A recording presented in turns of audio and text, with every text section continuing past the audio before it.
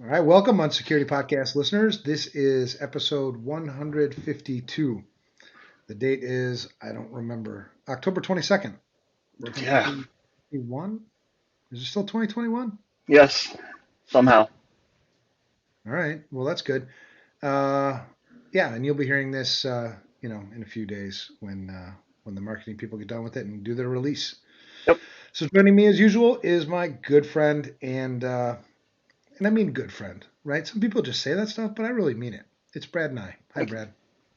Good morning. How you doing, man? Good. How are you? It's interesting. Yeah, so we're recording these. We record these on Friday Yeah. midday, and I am spent this week, man. I am mentally exhausted. Yeah. Well, we had a really long day Tuesday doing our VTO 2022 planning. Those are always so much fun to see everyone, but man, you know how those are just exhausting because it's thinking in a different way. You're not not security Totally. thinking. No, yeah, and I came in. That's the whole reason I came in on Monday and Tuesday was to see you guys. And man, when I'm speechless. When I look across and see the quality of the people, in the room with me, it's uh, it's amazing, man. It was so cool to see you guys. The hugs, none of us are COVID positive, so we did Yeah. hug. And- Uh, and I think most of us are vaccinated. We're not getting into the politics of all this, Right. but Yeah. it was awesome to see people. And finally, Yeah. Yeah. Not over a computer screen, but in person. right? No, yeah, and I mean the computer doesn't do it justice at all. Mm-mm. No. And I mean, we're used to seeing some of those guys being a generic term for me, being people. Uh, Isn't it funny that you have to say that people get offended by that? yeah, I don't mean it that way. But anyway, Well, well, I know, and it's like, but when you say guys, it's like I don't mean to offend anybody. I never did, right. even when I was using it before. So anyway, but we see a lot of them remotely, just because they don't live here. But we would see them at least 1 week a quarter coming up prior to last year, and so it was nice to like. I think that was the first time I've seen Eric in person since well before whatever our Q1 all hands meeting last year. Yeah.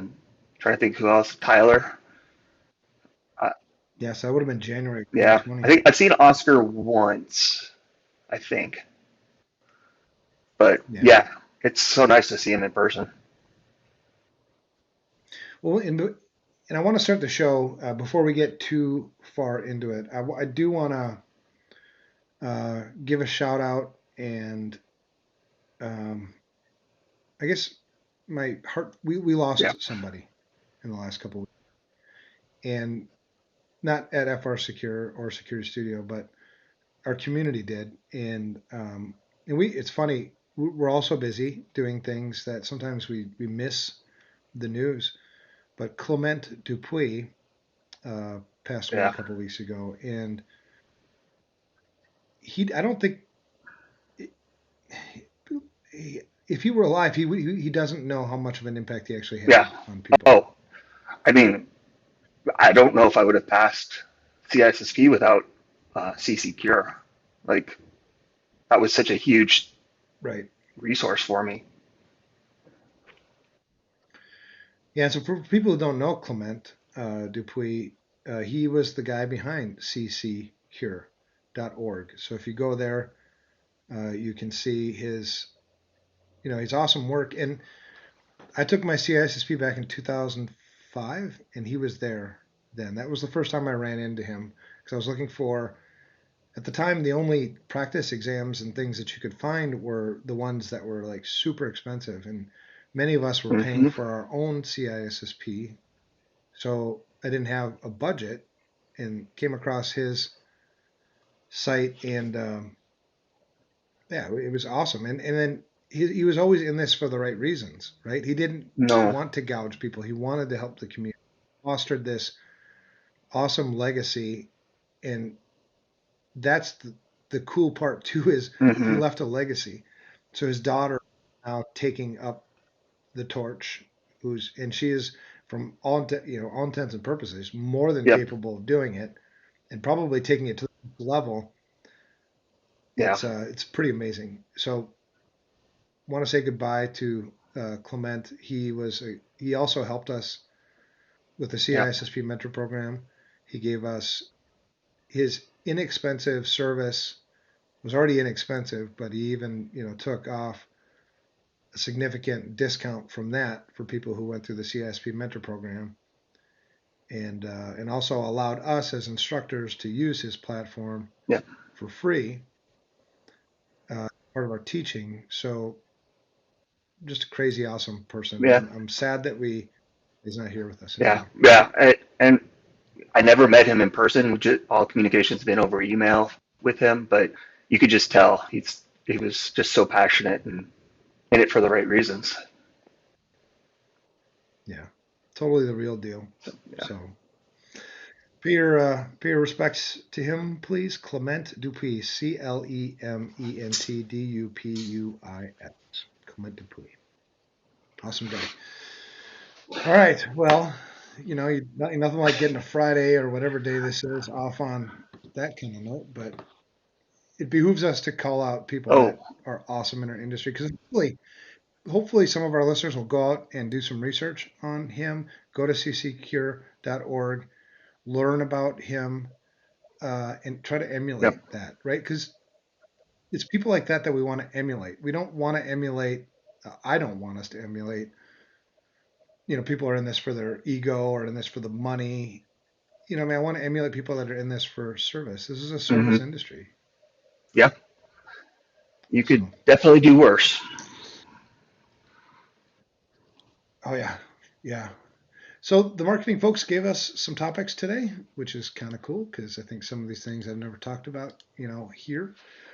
The first is to talk about this. I don't know. It was announced earlier this month, maybe. I think around the end of last month, beginning of this month, news was announced that there's a lawsuit being filed, and the lawsuit being filed is. I'll just read the article, right? NBC News. Baby died because of ransomware attack on hospital, suit says. The filing is the first credible public claim that someone's death was caused at least in part by hackers who remotely shut down a hospital's computers. So, in this particular lawsuit, the allegations are that the hospital, Spring Hill Medical Center, didn't tell the mother that the hospital's computers were down because of Right. the cyber attack. So that gave her and her baby, Right. well, she was delivering a baby. She was there to deliver her baby. And because of the cyber attack, the care that she received was Yeah. uh, lacking, severely Yep. diminished, I guess. Yeah. And this happened back in 2018. Well, I mean, it's sad. There's just no two ways about it. It's yeah, not. I mean, you look at the statistics in there, and they said they interviewed 600 health, IT, and security leaders. 43 said their organization had experienced a ransomware attack. 45% said they believed of those. 45% said they believed the attack resulted in disruption of patient care operations. I would say that's probably 100%, but uh, delays in Right. procedures, yeah, So this thing happened. So the event, I think at the center of the lawsuit is 2019. Mother goes in to give birth, right? The So she's in Springfield Medical Center, and the EHR and the patient monitors are down, mm-hmm. so she could still get care. It's just not the quality of care, not the full Right, capabilities of the hospital. And the allegations are that not having access to the AHR, not having the monitoring working, uh, prevented the doctors and the nurses from having access to critical information that would have potentially led to a life-saving C-section. Mm-hmm. That's what the mother says. And what ended up happening is, so the visibility of the fetal heartbeat monitors, which if you've ever been in a delivery before, those fetal heartbeat monitors are Mm-hmm. really, really important now that we have them. My daughter, Lydia, I have 5 kids, right? The last daughter, Lydia, uh, we had complications. And the complications were, I Mm-hmm. think something about the umbilical cord was wrapped around her neck, or so every time you Oh, pushed, it every would. time my wife would push, Yep. you would see it on the heartbeat monitor, like something's wrong, even to the point where the heartbeat stopped a couple of times because she still, she was pushing, like, okay. And what ended up happening was the first doctor wasn't sure what the hell was going on because couldn't tell. And so went and got another doctor, and another doctor came in and I think was probably more experienced. Um, Looked at everything, looked at the print because Yep. those baby heartbeat monitors also have a printout, so you can see the history of what's going on. And immediately, and this was the scary part for me because I'm, just dad there to help and whatever. And they a whole bunch of nurses come in all dressed up in their stuff, and they're saying stuff that I can't hear because staying out of the way. And Yeah. next thing I know, they're taking my wife out of the room. What the hell is going on? So I'm freaking out. And then they did a great job, man. One of the other nurses came over and said, all right, this is what's happening. Whatever. Essentially, you need to have an emergency. She needs to have an emergency Yeah. C-section, And I'm like, well, where do I go? And she goes, oh, here, you can go in, put on this gown. There's going to be a shield here, like in her chest. You don't want to look over to the other side of that. And so they told me not to look over the other side, and me being me, I'm like, what's on the other side? So I looked, and Yeah. that was that was weird. But anyway, the long story short is sometimes when you're doing these things, especially in hospitals, especially like this, Mm-hmm. things can change in a moment. So the availability and then the interpretation of that data can be critical. It can be life saving. Had we not had that in our own life, had we not had the heartbeat monitor and that second doctor, I truly think my daughter wouldn't be here today. My 16-year-old Yeah. daughter would be dead. Yeah. Never would have existed or born. Well, and that's got to be terrifying as it's happening. Um, my wife did labor delivery postpartum and then did OB, and yeah, she could tell it is so critical because you'll have multiple patients, right? You're not just one on one. You can't sit in a patient's room. So typically at those nurses stations, they have the big bank and they'll have alarms going off if they notice anything like that. And yeah, if they don't have that, I mean, gosh, I feel for that the woman, but also the nurses. Yeah. Well, I mean, prior to having this technology, right, the babies would die. Yep. Yeah. I mean, the but we have this technology and we have it for a reason. And so the fact that I mean, what I don't want is, and what I don't hope, I mean, I'm sure they're going to explore it, in defense of, the hospital's defense team. I'm sure is going to explore, well, we've been delivering babies for, hundreds of years without this, and they died. And, we've delivered babies with heartbeat monitors that are acting, that are functioning properly and they die. So you can't claim that not having the fetal heartbeat monitor available led to the baby's death. Yeah, I think that's gonna be an uphill battle. Now, the one in the German woman who died last year, that I think is different, right? Because she was the clinic servers were encrypted and had to be moved to 20 miles away. And so in that case, I think you could make a much stronger argument that the ransomware was a direct impact on that death. Right. Well, it'll be interesting to see how this comes about. So, a couple of quotes. Upon information and belief, the only fetal tracing that was available to healthcare providers during Terriani's, that's the, I think the last name of the lady, maybe. Um, but failure for that admission was the only thing they had was a paper record at her bedside. And then the quote is because numerous electronic systems were compromised by the cyber attack, fetal tracing information was not accessible at the nurse's station or by any physician or other healthcare provider who was not physically present in Terani's, I can't say her name right, labor and delivery Yeah, room. That's what the suit I alleges. think it'll be interesting to see what the frequency of the checks were too. There's so much Right. to unpack on this. It's Yeah. Yeah, for sure. And then as a result, the number of healthcare providers who would normally monitor her labor and delivery was substantially reduced and important safety critical layers of redundancy were eliminated. The hospital denies wrongdoing.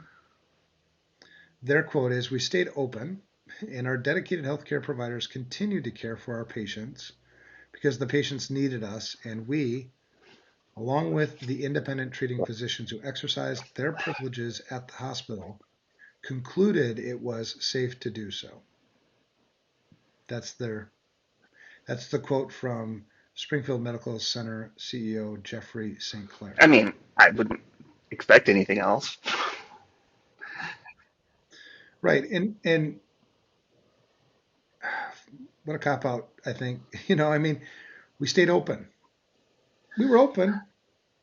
Our food was infected, or we were, you know, Well, I think it's going to, half-assed it, but we were open. Well, yeah, you're open because people, there's other types of care, right? That still yeah, have to be performed. yeah, it'll be, I think, yeah, this will be interesting to follow because there is, uh, if were checking every 5 minutes and didn't see anything, and then suddenly at the last minute it happened, there's going to be so much that we don't know yet. Yeah, right. Yeah, it's I don't know how this one's going to go, but the other thing, so it's not only that care was impacted, because I mean, I think it would be hard to argue that the care wasn't impacted by the ransomware, because systems that you Sure. normally depend on for providing care are no longer available. So you can't claim that that isn't true. So then I think it becomes like, was two things that I'd be, and I think they're probably in the lawsuit. One is, was care less than Hmm. I expected or should expect as a patient in your hospital? And then I think the other is related to that is, should you have told me? Should you have told me that care is currently under, like, I think I come into the hospital and you're under a ransomware attack. I think it seems prudent for you to inform me that our hospital is currently experiencing degraded services because of, or whatever you want to tell me, but then give me the option of, like, you might want to go somewhere else. Yeah, man, that's tough Well, because because if I I knew think ahead of time that the hospital I was going to go to was under cyber attack, but I had another option, 20 miles away, I would probably choose the other hospital. Yeah. Or, and again, I didn't read the actual lawsuit. I'm just looking at this. Was she already uh, admitted when, and then after admission, it happened, right? There's just, But even then, let's say I've been admitted and I'm in the hospital. Do I have a right to know that my care is being impacted by something that's happening at the hospital right now? yeah. Regardless of whether I can do anything about it, in some cases, if it's, I'm not in the ICU or something, maybe, I can go to another hospital. Uh, I just think, I've seen my own hospital bills and I've seen other people's hospital bills. I pay a shitload of money to pay for these things. You know what I mean? And I expect certain professionalism. I expect certain things to happen when I go to the hospital. I don't expect, and I'm not saying that you don't make mistakes either. Oh, so I'm reading the lawsuit. On July 16th, Spring Hill Medical released a statement. We're currently addressing a security incident affecting our internal network. And Periane was presented to Spring Hill Memorial on July 16th, but was not told. So they had released a statement, but they didn't tell her on. Uh, Right. Well, and I think, this leads to another thing we've talked about before too. It's you know, we've kind of gone to breach. We used to be surprised by breaches. We used to read about them, when they were sort of new. Now everybody's kind of become. I mean, it's not news anymore. yeah, I mean, nobody reads it. It doesn't grab the front page anymore either, right? It's now like, in some cases, it's buried in the paper somewhere. It's just like when I Google something, I don't ever go to second page. But they say that's the best place to hide a body, right? Is page two. yeah, yeah. It's going to be. Uh, I mean, I don't want to sound cold. From a security and legal perspective, this is going to be really interesting to watch and see how this plays out. I mean, Right. there's, are they defensible that they released a statement prior to her being admitted that said this, but didn't tell her when she was admitted?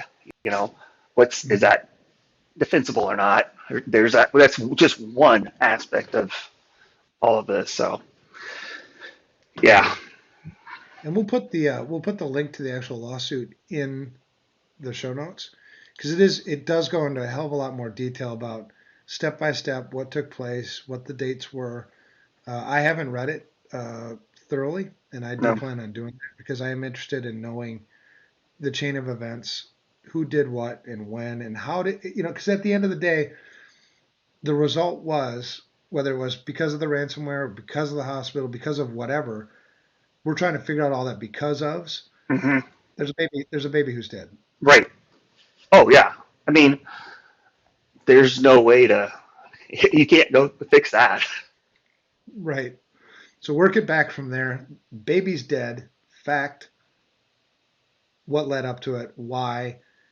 And should it'll be interesting because I think one of my big problems in this industry, probably one of the, if not the problem, is the lack of accountability. Nobody takes responsibility for this.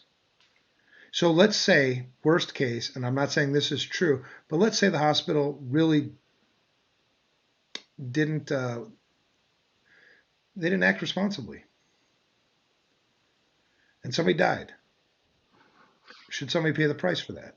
I mean, you see, but so and I'm just playing devil's advocate. I mean, how many Mhm. times does a hospital make a doctor make a mistake or miss something and somebody dies, not directly related to cybersecurity, right? Was it preventable? I don't know. Would another one Yeah. be Well, preventable? I don't know. no, I totally get that too. Um, and I get mistakes. I honestly don't think people should even necessarily be punished all that much for mistakes because we're human beings. And if you really look in the mirror, I make mistakes all the damn Yeah. time, so but it's the irresponsible mistakes. You know what I mean? Like, let's say that a doctor who isn't trained on surgery says, "Oh, I can take care of this," and goes and gets a scalpel and starts cutting somebody. That's like more than a mistake. You kind of went, that was irresponsible. And I think trying to figure out what is Yeah. responsible in our industry, where's that bar, and if you're irresponsible, there needs to be consequences because people suffer. Well, and what's interesting is they're also saying that like medical procedures not related to the cyber attack were part of the problem. So, this looks like just kind of skimming through it. That was part of it, but it doesn't seem like, I think from what the lawsuit says, the cyber attack was only a portion of what went wrong. Yeah, the nurses didn't get this, but they're Yeah. also claiming they didn't do any of these other things that they should have done medically. So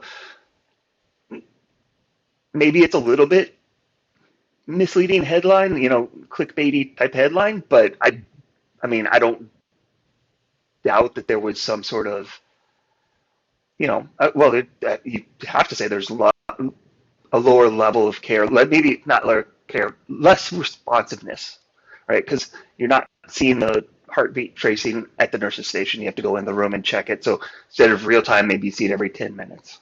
So, there's definitely, that's part of it, but looks like that's just a part of, uh, Well, the challenge is when I go to a hospital, when anybody goes to the hospital, you're there for a reason. You know what I mean?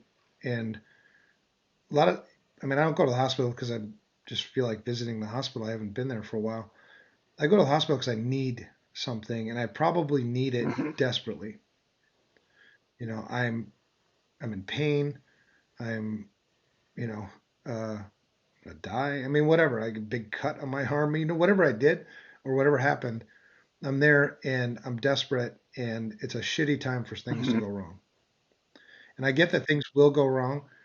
I think what I'm interested in, because the second point that we were given, by the marketing team to talk about was the future of this, the future of information security and its importance in mhm, things like this, because now we're adopting technology more and more and more and more to keep people alive beyond the things in hospitals, but also medical devices that we mhm, insert into people's bodies. Um, there are other safety issues outside of just the medical thing that we use to keep us alive, building automation systems. If a sensor on a boiler breaks or something, you could have an explosion. There's just we've become so dependent upon technology, and there's so many places where things can go wrong. And we implemented all these things, I think, in a lot of cases, without mhm. irresponsibly. You go back to what's responsible and what's not responsible. Well, it's not responsible to have, in my opinion, but and I've been on the legal side of this enough where my opinion it's taken into consideration, but it doesn't matter. Um, Mhm. like the target breach. You know what I mean? When I was on that special litigation committee, to me it was 100% obvious. To me, my perspective, Target was negligent. And then so if I were making the recommendation to the court on what to do next, that would have been my recommendation. Proceed with this case. Well, Yeah, I'm right. not a lawyer, so who cares? You care, but the same kind of thing happens here, right? You see, like these things happen. So I put a medical device into your body, and I use it to help you, but I don't tell you about all the risks involved. I don't tell you that, hey, a hacker could potentially hack this thing and end Well, your it's in the life in a terms heartbeat, of service. Come on. You agreed to that. You read it. right? All 800 pages. Yeah, exactly. And because you didn't test your device, you tested its functionality, right? Function when in under normal conditions, this thing works great. But that's what hacking is. We don't do things under normal conditions. Yeah, yeah. I mean, what we see time after time is sacrifice that security for availability, right? You have to have uptime. And so they don't build security in because that's not the focus. Right. Well, yeah, that's also been, I think, a mistake. Our industry is, especially healthcare, right? We focus so much on privacy, right? So, when you look at HIPAA I mean, if you want to track how healthcare in particular got to where they're at right now, go back to a little bit prior to 1996. That's when things kind of changed in the world. For them, that's when HIPAA became a thing. And you basically had two pieces to it. And I wish we could go back and just undo the separation of privacy and security because they're not Right, different things. I mean, they're different, but they're integrated things. You can't do one without the other. Well, you can't do right. privacy without security, I guess. Yeah, And so, because now you've got privacy, right? So you remember back then, you got like a stack of documents this big you had to yep. sign off on. Nobody read them. No, That was the lawyers. That was the privacy crap. And then security things, whatever. I mean, we got a password right. somewhere on something. Maybe. Password 123. Yeah. Yeah. So we treated all these things as kind of different things. And so, we talk confidentiality, integrity, and availability. It was all about Hmm. confidentiality. Keep it secret. And then, like, oh, yeah, we should probably make sure it's accurate too. Yeah, Integrity is kind of a thing. We should probably make sure that we do that. And now it's like, oh, shit, the systems have to be available. I didn't see yeah. that in HIPAA. Was I supposed to do, where was that on my checklist? It's yeah. It's sad. Yep. Well, because the logic, you and I are pretty logical people. And I think a lot of security people are logical, which is, I think, why I love it because, like, logic makes sense. That's how things work. But the Hmm. logic here is pretty linear, too, meaning it's like a straight line. It doesn't deviate too much. Where you add more complexity, it makes our Hmm. jobs harder to secure it, and there's increased likelihood of something bad is going to happen. Now, we put things in so many different places now that we've also increased the impact of those bad things that have happened. Well, likelihood and impact is risk. So we've significantly increased the risk of bad things happening, the bad things being now that we're putting things, these are life things, Right, people will die. right. Yeah, it's been that rush to the blinky light and the first to market, and the security isn't. I mean, when's the last time you talked to a device manufacturer, or software manufacturer, or a company that said, "Well, security is our top priority," or we integrate. Well, Well, they that say it. actually does. Or, yeah, puts their money where their mouth is. How's that? Right. Yeah, every CEO, if you talk to them publicly, yeah, we take cybersecurity really Mhm. seriously. Obviously, I mean, come on, we love our people and things. And then it's like, well, show me your plan. How are you running this thing? Roles and responsibilities. Asset inventory. You got one of those? Right. No. Well, then Oh, it's lip service, man. Come on. But that's that part, right? That's the responsibility right. thing. Where is that bar? Yeah. Well, and I think part of it too is if you look at the going back to the article, it said only 40% of hospitals do vendor risk management. Like they do a risk assessment or review it on their third parties, and you're fully reliant on these device manufacturers, and you're not doing any sort of risk assessment. That's that's interesting. It's like we're not life or death, but we had a vendor respond and basically gave themselves scored themselves an 850 in all but like two of the administrative phases. And I was like, I'm going to need to see some proof because we know that's not true. We, we built that into the tool No. now. Did you see that?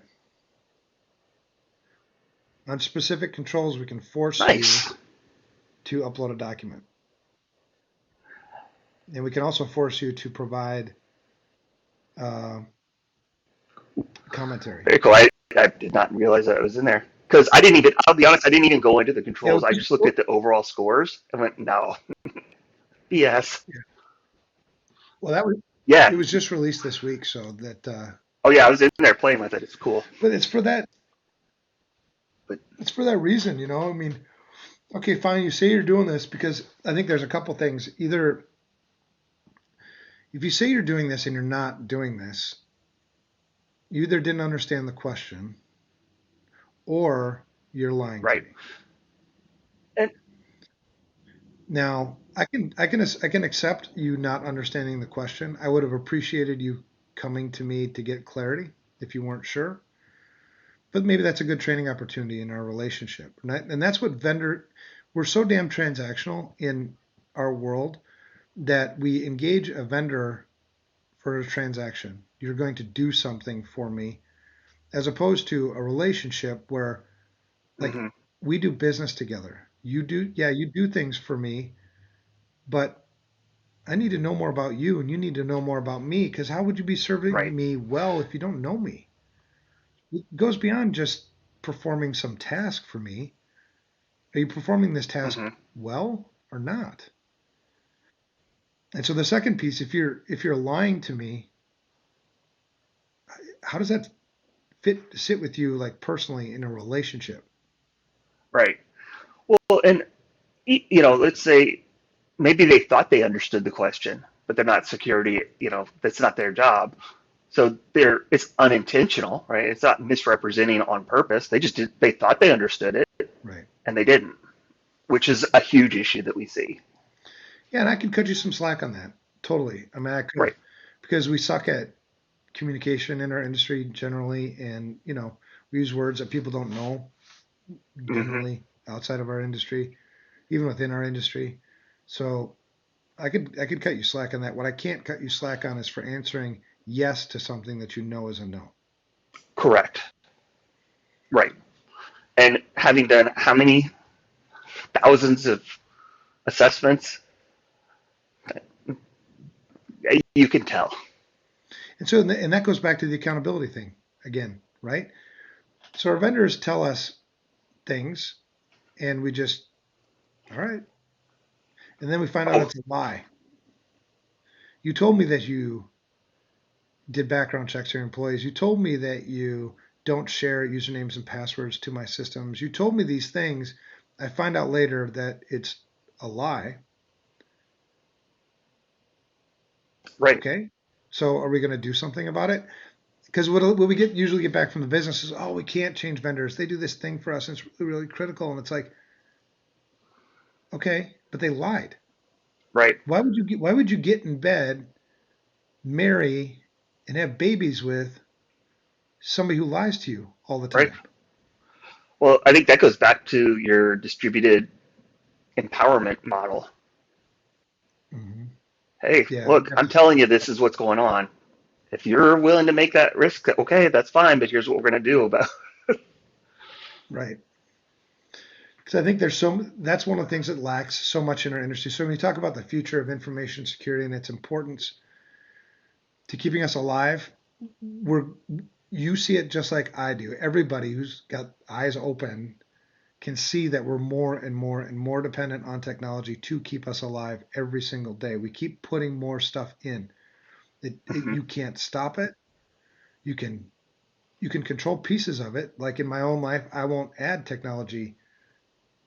I have a dumb house. I want a dumb house. I don't want more technology in my house.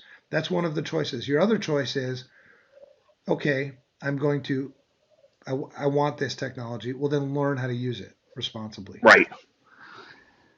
Learn how it works. Is the manufacturer who made this thing, are they responsible? Or, they'll say they are, but Hmm. you can't believe them. No, unless you've done. You know what I mean? You have to understand the technology to use it. Oh, and I mean, we see it all the time. we have analysts tell us all the time, like we did an assessment and this person had no idea what was going on, but was bragging about all the IoT things that they had, and they could do all this stuff at home from their phone or their work or whatever. It's like, yeah, okay. Right. Yeah, we were on the shit show last night and we were talking about we talk about a lot of weird things, but one of the things that pops into my brain that we were talking about was smart Yeah, toasters. right. Why? Why would I need a A smart smart toaster? dishwasher, a smart washing machine. I mean, unless it's going to unload for you, I don't. What's the point? Ah, I just don't get it, man. It doesn't. So that's the future is we have a hell of a long way to go to catch up on what is responsible, what are the responsibilities, what Mm-hmm. what can I expect from the makers of things? What can I expect from the users of things to treat me or help me? It's all still up in the air. At some point, it will be figured out. At some point, there will be people held accountable for what they should be held accountable for. But the law hasn't caught up. Mm-mm. The legal community hasn't caught up. Uh, yeah. So more people. The sad thing about it is we're in this kind of really gray, mushy, muddy area until then, until this really does get figured out, and people will die, and you will probably not have any recourse Yeah, to it. it's unfortunate. It is. It sucks because you know that's the whole purpose of us existing in this industry is to help Mm-hmm. people, right? To protect people, and you just can't. So what do you do? What would I do if I was in their shoes? What I would do is learn more about the technology that's around you. It's hard work. I know, but I, I'm it I'm with you. could it could save your life. I mean, really. Well, and that's part of the problem is people are always looking for, or well, not everyone, but a lot of people just look for that easy way out, right? What's the path of least resistance, and I'm just going to do that because There are consequences. Yeah. that's your risk Took us a tolerance. while. It took us a while to figure out cars, and how to use those responsibly and still people. You're always going to have the irresponsible people, but that's why we have airbags and that's why we have, seat belts and that's why we have, the manufacturing and safety guidelines and all that other stuff. It took a while for the cars to get there. It's going to take a while for the technology stuff to get there too, but the sad thing about the technology thing is it just goes so damn fast that it doesn't slow down Right. enough for the others things to catch up. Well, yeah, exactly. I mean, look at where we've come in the last 5 years from a technology standpoint, and we all know regulations and all that stuff. They can't keep up with it. That's why they're written vague, and then that leaves all kinds of room for interpretation. And it's just it's a never-ending cycle. Right. So the last thing, so the future, not bright, but you do have options. Yep. You do. Some of the options, some of the things I can't control, right? I can't control the power substations. I can't control, the transportation systems, but what I can control is what I put in my house. I can control today, at least, what I put in my body. I can ask questions about, you know, it's okay to ask questions about, the hospital technology that they're using and how it works. And if they don't have the answers, well, then great. We can go find the answers together and we'll both be better off for it. But at the end of the day, you're the Mm-hmm. customer. They have your life in their hands. Don't, they shouldn't be offended if you ask No. things. And if they are offended, then I don't know, maybe do something about it. Yeah. Your life depends on it. I don't know if you value your life as much as I value mine, but if you don't care, then, you know, Right. can't say you didn't hear it from Yep. me. I'm with you. All right. So the news things and the cyber, not the cyber, the hell am I talking about? The marketing people, uh, Hmm. who are awesome, by the way.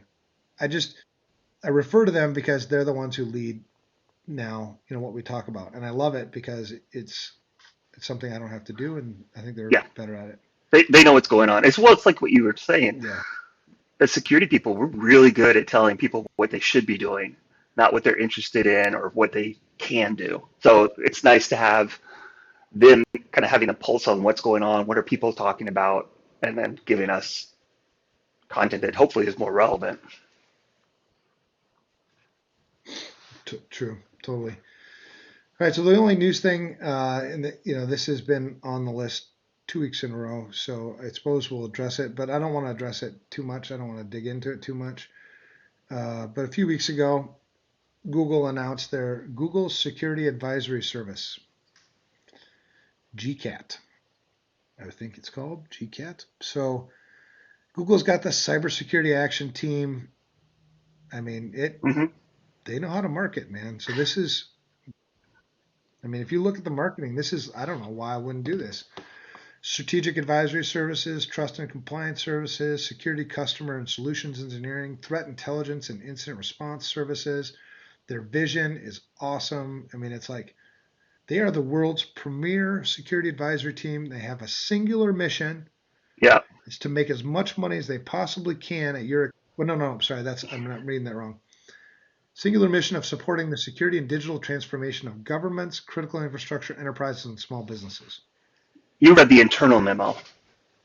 Yeah, I have the I, internal one here. Yeah, it's like make as much money as you possibly can, sell as much shit as you possibly can, and yep. Now, I fully agree with you on that. But I will say, I will give them a little bit of credit. So I downloaded the CISO's Guide to Security Transformation, I did too. and their what does a strong security culture look like? And they do give it, there's wiggle room, but their points I think are actually pretty solid. A culture of security by default. It's not an afterthought or nice to have. Culture of responsibility. Security is not someone else's problem.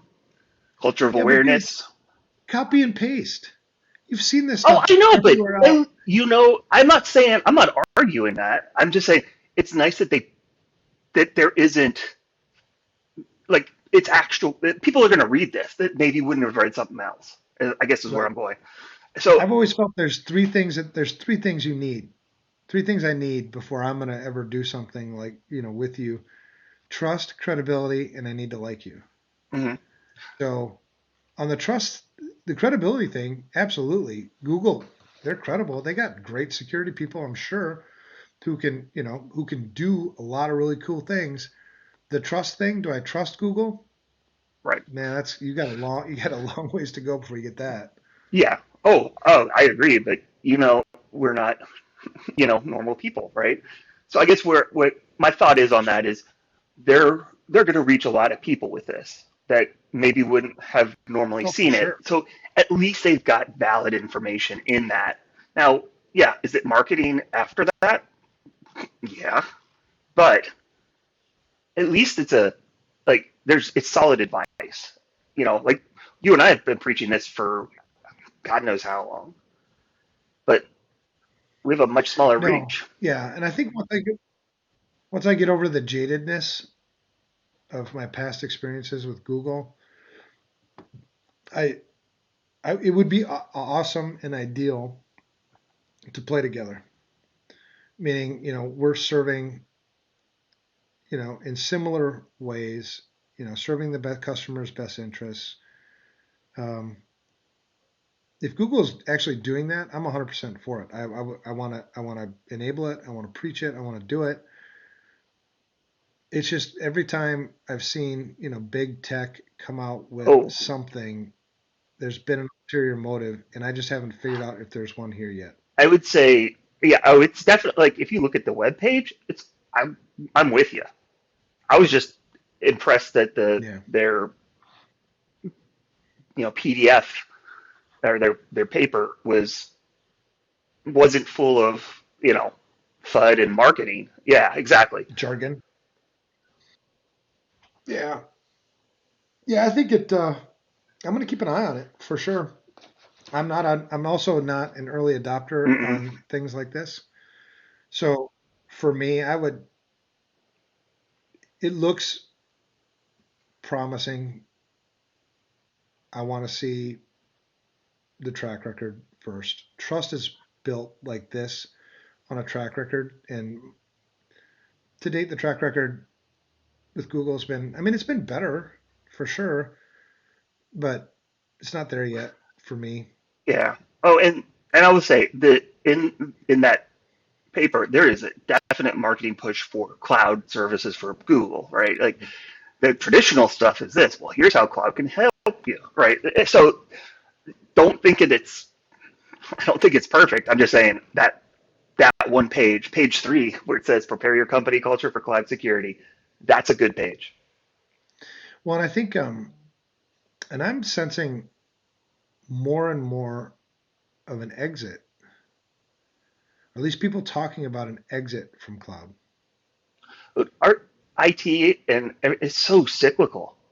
Yep. Everything used to be, green screens, and then we brought it back in house, and then the cloud, and then you outsource your IT, and now you bring it back in house because you can't. So I wouldn't be surprised at all to see that. Well, and I know for me, uh, somebody asked a favor, and that was to go and look at their Azure security. Now, I'm not an Azure security expert. I'm a security expert for sure. So, and I know what I'm looking for. It's whether or not I can find it. Hmm. And so I went into their tenant, and I'm like, where is it? Oh, it's Right. over here. Okay, so I go over there, or at least I think it's over there because the words that they're using seem to imply that it's over there. So I go over there, and it's like, oh, authenticate again. I'm like, didn't I just authenticate? Why am I authenticating again? Well, because it's a different I know. thing over here now. And then it's like, oh, that wasn't really the thing that I thought I was Right. looking for. Oh my gosh. Let's go back over here and look again. And it's So like, frustrating. where is So everything? frustrating. And why? And knowing what we know about security, this is wisdom. Wisdom doesn't change. When wisdom is Yeah. wisdom. Wisdom, you don't like disprove wisdom later on. Like wisdom is wisdom.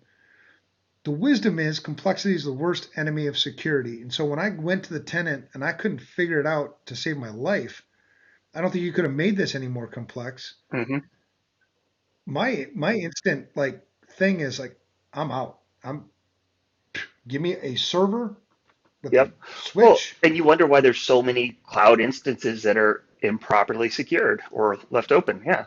A sales and marketing team here asks all the time, why don't we have a standardized like O365 or Azure AD security review? It's like, because we can't, because they keep changing the damn thing so fast that we can't say, go here and look at this. Right. It, you have to get in there and see what they've monkeyed with and moved around. And yeah, like you said, I know what I'm looking for. I know what should be done. Can I find it? Well, it shouldn't take me 20 minutes to find that one setting. No. Well, and the sad thing about this too that people don't realize is Microsoft doesn't know No, how it all works either. it's not possible. They're siloed. They're siloed just like every other big company.